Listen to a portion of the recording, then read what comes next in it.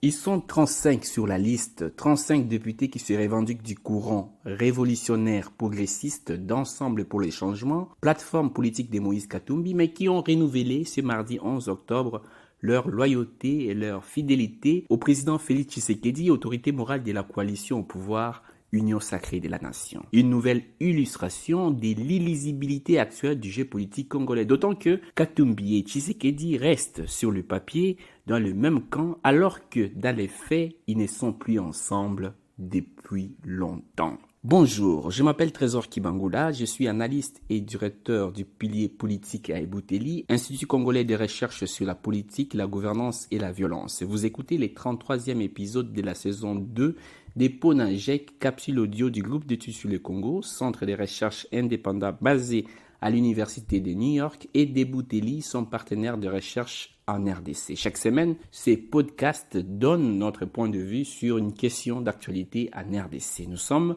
le vendredi 14 octobre 2022. Au centre de notre réflexion, une question. Pourquoi est-il devenu alors si difficile de savoir qui est vraiment avec qui sur la scène politique congolaise?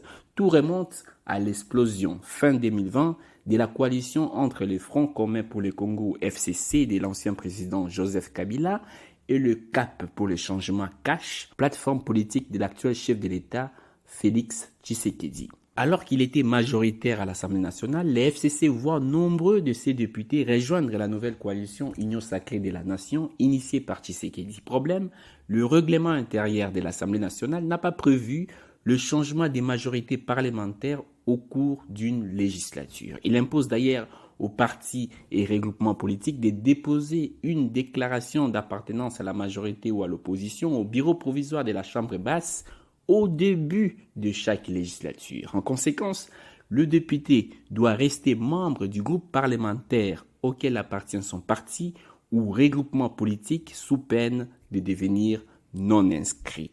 Conséquence, le mandat du député appartient en réalité à son parti ou regroupement politique sous l'étiquette duquel il a été élu. Mais en même temps, la constitution du pays interdit le mandat impératif. Autrement dit, le député congolais n'est pas le délégué ni de son parti ni de son regroupement politique à l'Assemblée nationale. Il représente plutôt la nation. Alors comment concilier ces deux considérations au moment où l'échiquier politique connaît un chamboulement inattendu? Saisi, la Cour constitutionnelle a tranché le 15 janvier 2021 en faveur de la liberté du député à changer de camp au cours d'une législature sans entraîner forcément la perte de son mandat.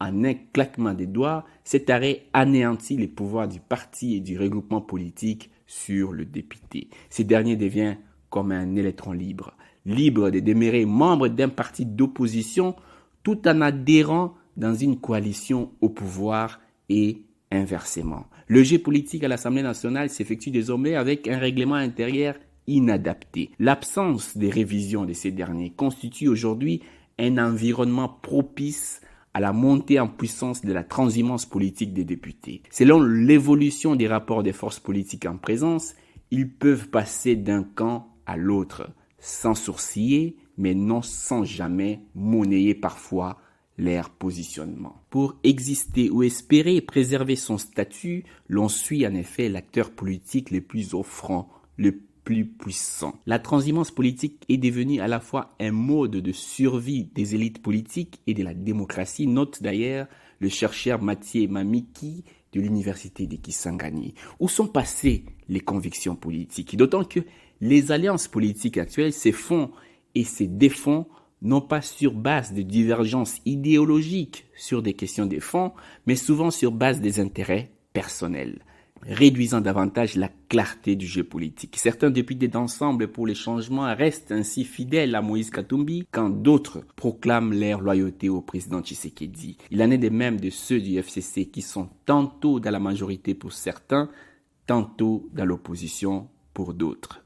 En attendant de retrouver un peu plus de lisibilité dans le jeu politique congolais, rejoignez notre fil WhatsApp en envoyant Jek ou Ebouteli au plus 243 894 110 542 pour recevoir Ponajek chaque vendredi sur votre téléphone. À bientôt.